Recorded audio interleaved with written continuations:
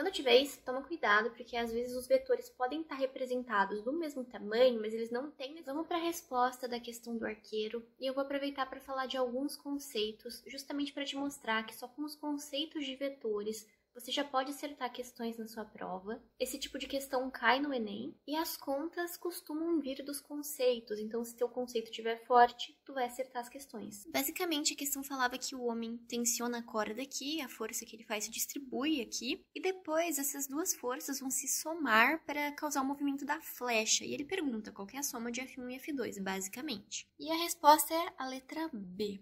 Entre as duas, entre F1 e F2. Agora, por quê? Por que não seria, por exemplo, esse C que é alinhado com o F2? Pessoal, normalmente o tamanho que a gente desenha um vetor tem a ver com a sua intensidade. Por exemplo, um vetor de módulo 2, ele seria bem pequenininho. Comparado a um de 20, se eu for desenhar, ele seria bem maior. Normalmente isso acontece. Como os vetores têm mais ou menos o mesmo tamanho, a força é entre os dois. Ela tem que ser entre os dois, obrigatoriamente, mas bem dividida.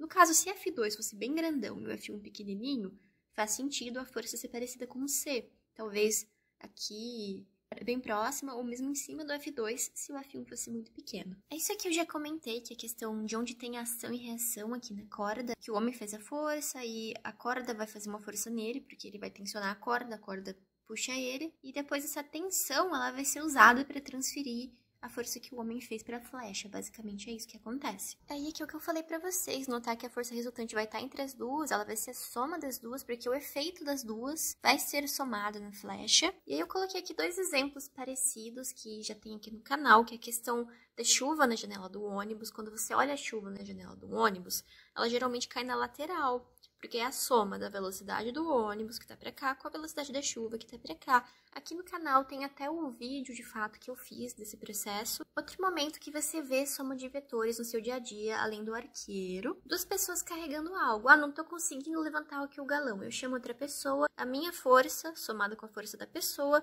vão ser iguais à força-peso daquele galão que a gente tá tentando levantar. Então, são duas forças se somando para carregar uma coisa, e às vezes, se uma pessoa só conseguisse fazer uma força equivalente à soma dessas duas, ela conseguiria levantar o galão. Vou deixar assim para quem quiser tirar um print. Ah, então eu não vou precisar fazer conta de vetores. Você tem que aprender. E outra coisa, muitas vezes vem escrito na prova que a representação é ilustrativa, ou seja, ela não é exatamente daquela maneira, ela é só uma ilustração. Quando tiver isso, toma cuidado, porque às vezes os vetores podem estar representados do mesmo tamanho, mas eles não têm necessariamente a mesma intensidade. Muitas vezes a questão vem falando isso. Ah, tá fora de escala, é só uma ilustração. Então tomem cuidado de querer ser muito esperto, que às vezes você pode acabar errando. Eu espero que meu vídeo tenha te ajudado. Se ficou alguma dúvida, deixa nos comentários e muito obrigada por assistir.